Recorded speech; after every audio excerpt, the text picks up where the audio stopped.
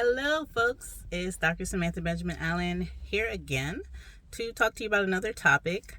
I'm going to keep this one short, but spinal stenosis is a diagnosis that you might find in the orthopedic, physical medicine, and rehab world that a lot of people don't really understand.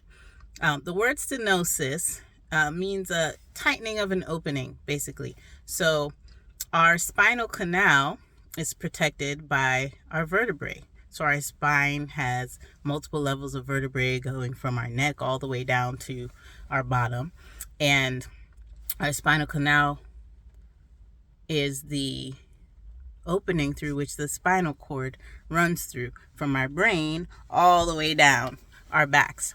Now, stenosis can occur over time from arthritic changes or even an injury that can lead to early arthritis or some hypertrophy or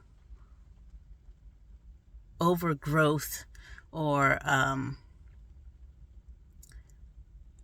bony overgrowth of the vertebrae that impinges on the spinal cord or the space that the spinal cord runs through. So that tightening or stenosis of that space can put pressure on the spinal cord, which could cause symptoms like numbness in the legs or heaviness. Some people say my legs just feel heavy, like I have cinder blocks on them, and every step is takes so much effort because I just can't seem to get enough power to lift my foot. Or they might complain of having that heaviness intensify if they're walking downhill or if their back is extended. Those types of movements or activity can exacerbate stenosis because it can put more pressure on the spinal cord. And I like to explain or describe our spinal cord as a hose to help better simplify it so you can kind of get how important it is and how any pinching of it can kind of block or inhibit any signals from reaching the organs and muscles that messages need to transmit through beyond the level of impingement.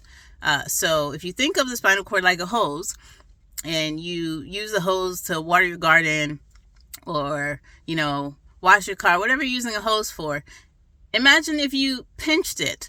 Like when you step on a hose, if you pinch it hard enough, you can actually stop the water from flowing. Or if you pinch it some, it will change the pressure of the water going through the hose, and it might not flow as smoothly. So that's kind of how we can simplify what's going on when signals aren't reaching those muscles in your legs, or the sensation is not getting there because the nerves are being inhibited by that pinching. So the signal is not transmitting as smoothly.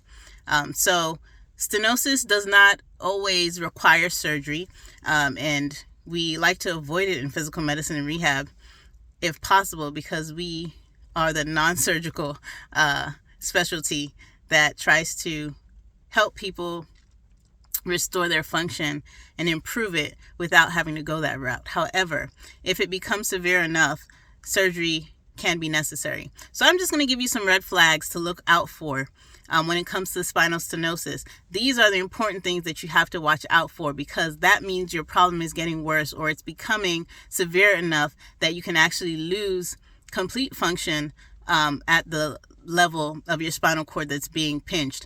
And then we have a big problem because, as I'm sure many of you know, if you have complete loss of signal transmission through your spinal cord, it can lead to paralysis and many other problems. So red flags when it comes to spinal stenosis are having falls. When you start getting to a point where you cannot walk without falling, or you are noticing any changes in sensation, meaning you're losing sensation in your lower limbs, or you are having anything like saddle anesthesia, is what we call it, where you cannot feel your perineum or your genital region, and that area just seems numb.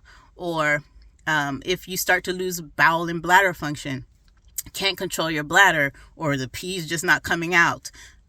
Same thing with your bowel function. If the bowels are just evacuating with no control, or you can't seem to move your bowels, these are signs that your stenosis is becoming more severe and you need to seek immediate help.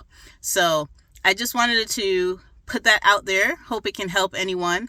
And if you have any questions about this, or you've seen it on an MRI or something, talk to your doctor about it, and ask them to go through some details about how your level of stenosis, or where, in your spinal region it's affected, can impact your function and your ability to enjoy your quality of life, or a good quality of life. Thank you, and have a great day. Bye-bye.